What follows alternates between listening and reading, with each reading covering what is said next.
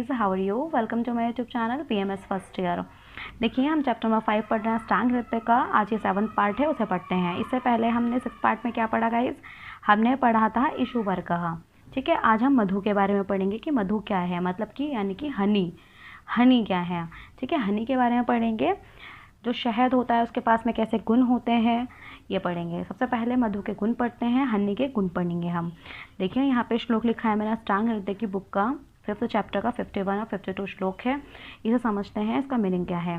देखिए, यहाँ के लिखा है चक्षु यश्यम छेदी तृट श्लेष्म विश्व हिदमा अस्त्र पित्त नुत मह कुष्ठ प्रमी छर्दी श्वास कास अतिसार्जित वन शोधन संधान रोपनम वातल मधु रुक्षम कषाय मधुरम ततुल्य मधु शक्रः। देखिए, हम इसका मीनिंग समझते हैं कि क्या है। सबसे पहले चक्षु मैं बहुत बार बता चुकी हूँ, आइज़।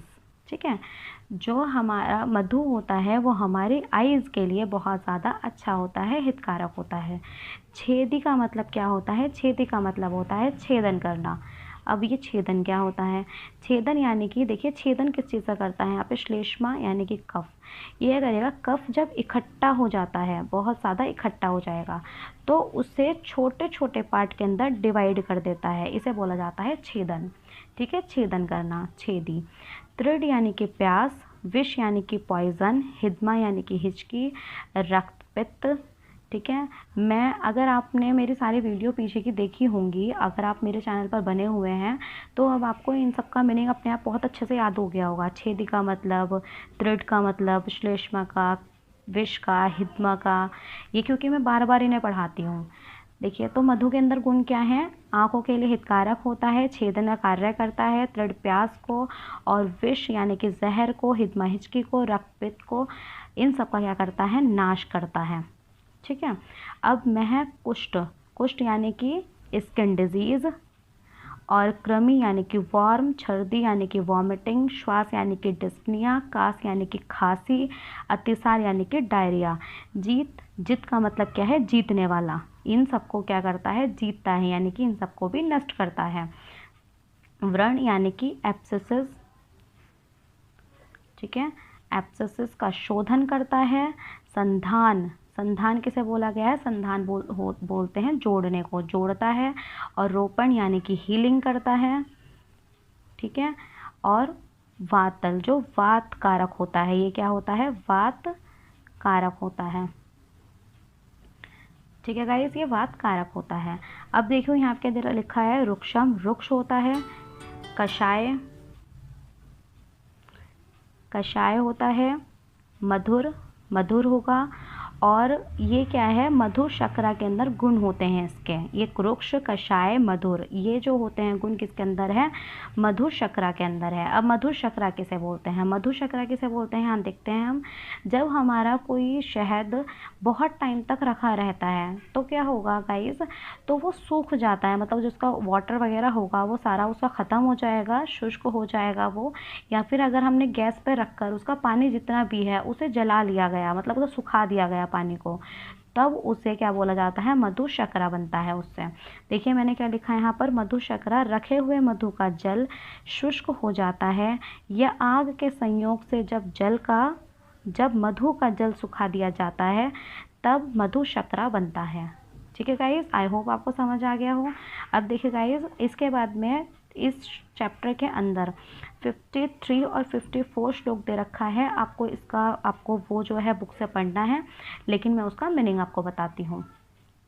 देखिए, यहाँ क्या लिखा मैंने, मधु को गर्म करके उष्ण काल यानी कि गर्मी में, जैसे ग्रीष्म ऋतु में, उष्ण काल में उष्णता से पीड़ित रोगी को उष्ण पदार्थों के साथ दिया गया मधु व्यक्ति को मार डालता है।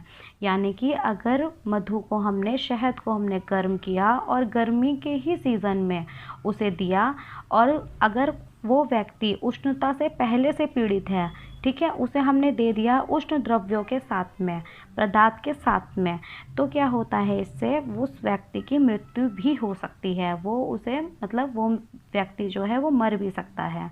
तो हमें इन चीज़ों का ध्यान रखना है। मधु को गर्म करके उष्ण काल में उष्णता से पीड़ित अगर कोई रोगी हो तो उसे उष्ण पदार्थों के साथ में हमें नहीं देना है, ठीक है, इससे उसकी डेथ भी हो सकती है।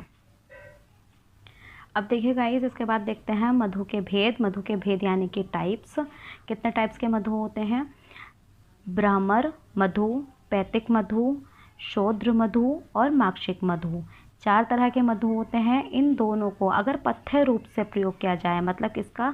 शोद्र मधु का और माक्षिक मधु का, इन दोनों मधु का अगर पथ्य रूप से सही तरीके से इसका इस्तेमाल किया जाए तो ये श्रेष्ठ होते हैं, मतलब अच्छे होते हैं, ठीक है। अब हम इन्हें देखते हैं किस किस मधु, मतलब किस मक्खी से इसे तैयार किया जाता है। सबसे पहले ब्राह्मर मधु। जो ब्राह्मर मधु होता है वो लार्ज बी द्वारा तैयार किया जाता है, बड़ी मक्खियों के द्वारा तैयार किया जाता है और ये काले रंग का होता है।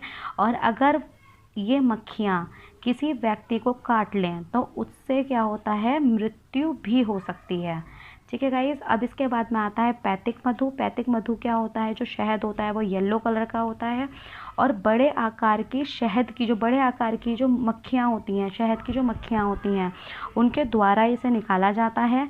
अगर काट लेती हैं, मतलब ये शरीर पर काट लेती हैं, तो शरीर में क्या होते हैं? बड़े बड़े चकत्ते उड़ जाते हैं, मतलब कुछ मतलब बड़े बड़े जो चकत्ते टाइप होते हैं, ब्लॉच टाइप, ठीक है, चकत्ते बोलते हैं ब्लॉच को। ब्लॉच जो होते हैं वो उठ जाते हैं, ठीक है। और शोद्र, उसके बाद में आता है शोद्र मधु।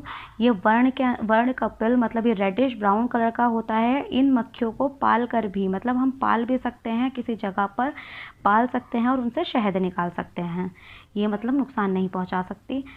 देखिए, अब इसके बाद में आता है माक्षिक मधु, ठीक है। माक्षिक मधु क्या होता है? मधु का वर्ण तेल के समान होता है, ये तेल के समान होता है। जो घर में रहने वाली हमारी मक्खियाँ होती हैं उनसे भी छोटी मक्खियाँ होती हैं जिनसे ये शहद निकाला जाता है। और ये कहाँ पर रहती हैं? ये जो वृक्ष होता है, वृक्ष यानी कि ट्री, जो ट्री होता है उसकी खोखली जो शाखाएँ होती हैं, खोखली यानी कि जो खाली होती है अंदर से, खोखली शाखाएँ होती हैं, वहाँ पर ये छत्ता लगाती हैं और वहाँ पर रहती हैं। देखिए गाइस, अब हमारा जो ये मैंने क्या पढ़ा रही थी आपको? इशू।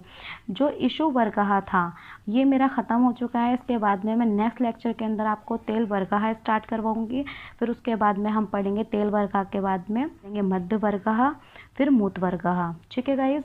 हमारा ये ख़त्म हो चुका है।